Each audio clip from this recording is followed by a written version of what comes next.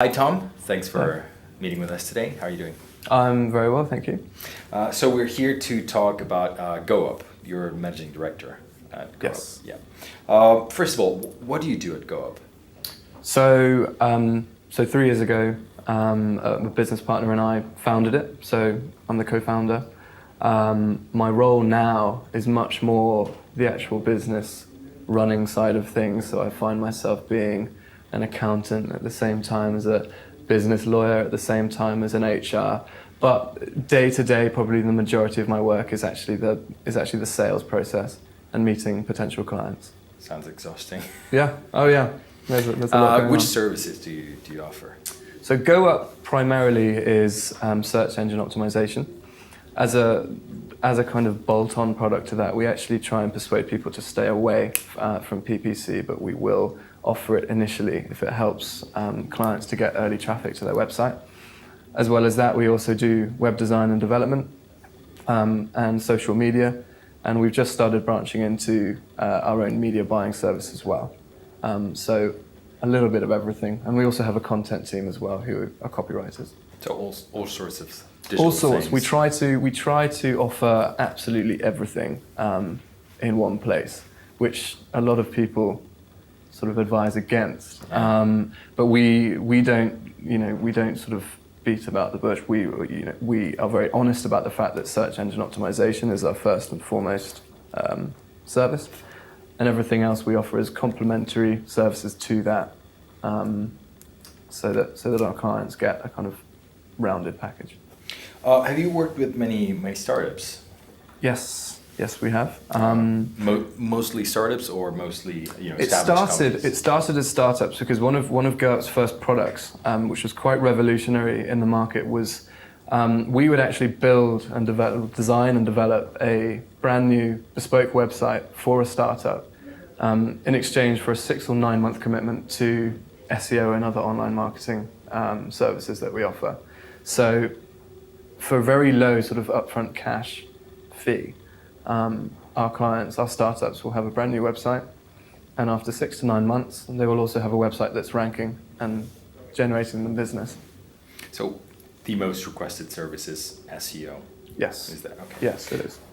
Let's talk about it. It clearly can be a jungle, right? For somebody that doesn't know anything about it. Many people get lost in it, and so they seek for help. Yeah. So what's the most common mistake that you see people doing when approaching SEO or when trying to deal with SEO? Honestly, SEO is because people realize how important it's going to be to their business, it frightens them a little bit. As you say, it's a jungle, it's a minefield that people do get stung a lot if they choose to outsource their SEO work. What I would say to people who are worried is that Google doesn't expect you to go and learn the rules. Google only wants one thing, and it's very straightforward, and they only want to show a quality result for their users. Because if their users don't get a quality result, if it isn't a correct result to their query, they might go to Yahoo or Bing, and they lose that user. So you need to not be afraid of SEO. Common mistakes is hiring a cheap agency who promise the world.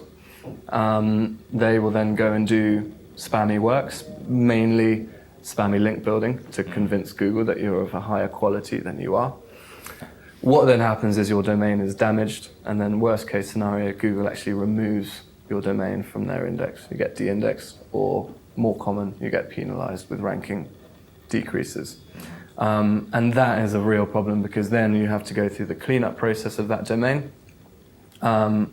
Or you just think, gosh, I need to start again, and you start on a brand new domain. So don't do that. Just bear in mind this idea of quality. About the Google updates. Now, how do they influence or impact your work, and what's the impact that has on people that actually deal with SEO in the first place? Okay, so Google updates, just to kind of get that straight. One of the common misconceptions in this industry is that Google keeps moving the goalposts. They don't. Their goalposts have never ever moved. What is getting better is their ability to catch people who are cheating. Now, the most famous well, certainly in the last sort of 5 years, the most famous Google updates have been Panda and Penguin. They have been devastating for some businesses who were relying on what was effective SEO in the past. Google then sort of said, well, actually, the way you've been ranking your websites, we don't think equates to quality, and they get knocked down the rankings. Go Up turned up just after Panda and Penguin. So we were doing our own SEO as our own kind of marketing strategy in the early days to the rule book. So we had made no mistakes. Our phone then started ringing with people whose websites had suffered penalties. Yeah. And we found that actually one of our biggest jobs early on was helping these people to actually clean up their domains.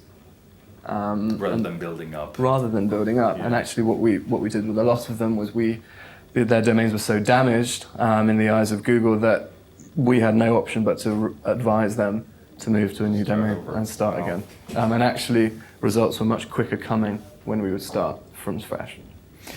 Usually startups need on different levels, potentially many of the services, if not all the services that you are offering.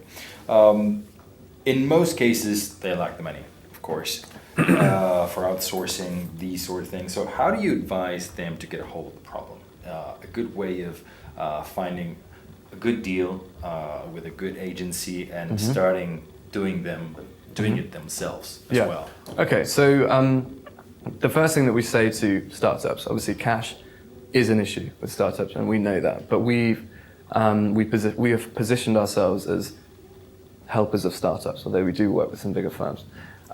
What we advise is for them to do whatever they can at home, or not at home, in their own office space, and we will do the legwork. We will do the sort of technical legwork. Things like social media management. The only people that can do a good social media campaign are the people who own the businesses. No one else can tell the story. No one else can sort of pass that word of, that tone of voice. What people like us can do is kind of take a little bit of the legwork away, so we can make sure that things are going up on your Facebook or your Twitter profiles. Sort of monitoring. We can monitor and manage, but really the only people who are going to be able to make something really, really good happen and give the real time and the real thought are the actual business owners. So social media, it's a different subject. Social media's involvement with search engine optimization. It is becoming more important. But social media, we would advise to be done at your own pace. You need to start considering other factors. If you need your website ranking quickly, you need to understand that SEO, it takes a long time. We actually advise our clients it's anywhere between 6 and 12 months. It can be a lot quicker. It can take a lot longer. It depends on the competitiveness of your industry. So you need to work out how you can quickly get leads and business. PPC, or AdWords, is a good way to do that. It's very expensive, relatively speaking. Your cost per lead will work out a lot more than it does through organic rankings. But it's a good way to kind of test your website. You can see how people are reacting to your main service pages. Are people clicking on the form? So PPC is a good way to do that. How do you learn SEO? I mean, I'm home. I have my own startup, and I have to deal with it. I just have to. So do I buy books? Do I just, if I don't have the money, say to go to an agency? How do I learn it? Where do I go? Tutorials online? I will tell you a secret, and that is just before we founded Go Up, we bought a book. That's it. Called The Art of SEO. Yeah. Now, whenever a client asks us a question and we aren't quite sure of the answer to it, we will still consult this book. Now, I mean, we bought the edition, which is now sort of 4 years old, so there'll be better ones. It's written by a guy called Rand Fishkin, who's in charge of Moz.com, which is a huge SEO organization. So the first thing I'll do is recommend buying that book. The next thing is Twitter. That is our next major source of information. You follow Matt Cutts straight away. he is in charge of web spam at Google. He is the guy that everyone in the SEO industry around the world listens to everything that he says. If he says one day that using guest posting to get links to your website is no longer going to be effective, that's that. We know that he's actually done whatever, tweaked the algorithm, and that's going to be true. So you listen to what he says. There are plenty of good sort of 10 things to consider when you start your website. And if I could even plug our own SEO how-to guide on the Go Up website, we have written both a sort of basic walkthrough guide and an in-depth guide as to how to do it. So, but that's all well and good. You think that you need to know how SEO works. Going back to my point earlier, though, of Google doesn't expect you to read these books, okay? All Google wants is to give a quality result to their users. So my tips now would be just 3 things to remember. One is to make sure that your website is built well and make sure it looks good. Make sure there is content, actual words on the website, because Google can't yet see images. It has to read in order to know what is on a website. So make sure your words are on there. So that's number 1. Number 2 is link building. So this is the phrase that everyone is scared of. But ultimately, it's the reason Google is the powerhouse it is today. Google was not the first search engine. The reason it came along and was so successful was because they said that, a hairdressers in London shouldn't rank on Google for hairdressers London just because they repeat that phrase the most number of times on their website, a la Alta Vista, Netscape Navigator, which were keyword engines. Google said no. That hairdressers needs to be linked to from other sort of hairdressing governing bodies, if there is such a thing. So these links are the most important thing. Now, don't force these links. All you need to do is tell a story. You consider it more a process of online PR. Get in touch with bloggers, tell them a story, maybe offer their readers something that you can give away in exchange for, maybe writing a review about your business. Start getting those links to your website. That is going to be really, really key. So that's the second point. The third point is making sure that your website is constantly updated with new content. If every time Google crawls your website, nothing's changed, Google begins to think that website is now no longer a project for someone, and you need to be offering their users a really good experience. So to do that, you keep it updated with really, really good content. One last thing. How do you recognize a good agency, SEO agency, from a bad one? Now, there's some bias in this, clearly, but, one big advice that you would say, or some key factors that you bear in mind, you say, okay, these guys are a fraud. Yeah, all right. Point number 1, search for SEO-related keywords online, SEO agency, SEO services. You can be pretty sure in today's kind of online sort of search climate that the companies that rank on the first page know what they're doing. If you're getting contacted by a company or you're sort of considering a company, but they are invisible in search, there's a good reason why. You should be suspicious. I mean, what they'll say to you is that they spend all their time doing their work on their clients and they don't have time for themselves. It's just, you wouldn't in any other industry, you wouldn't sort of consider someone who couldn't do the work for themselves. So that's point number 1. Point number 2 is don't spend too little. If you are going to go down the road of getting an agency doing your work and you have the cash, and make sure you have the cash and you have the budget, you shouldn't be spending any less than, I would say at the moment, probably £400 a month in the ongoing work process. Any less than that, we know that unless a company is running at a loss, they cannot put in the hours and the time to be doing the right work. Therefore, we can assume that they are doing black hat, spammy work. I suppose another way of looking at it is also,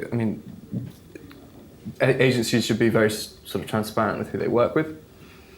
A lot of agencies will turn around and say, no, I've signed NDAs with all my clients, so you can't get in touch with them, which is true in some instances. So I better be careful with that. But you should be able to see some kind of case studies. Now, probably my final point is if you do start going down the line of employing an agency, you shouldn't have to sign a contract. If they are tying you down for 12 months, don't let them. An agency should be fighting every single month to keep their clients, and they should be doing enough to show that the work that they're paying for is giving them a return. A lot of people call us and they say, I'm having a nightmare with my agency. I haven't heard from them for months. I don't think any work's being done. We don't get reports. Unfortunately, at that point, it's a little bit late. So my points are, in summary, does the agency rank themselves on Google? Do they charge more than £400 a month? And will they be tying you into a contract? Because if they do, you should stay away. Tom, thanks a lot for your tips. No worries. Speak soon, and thanks for your time again. Yeah, my pleasure.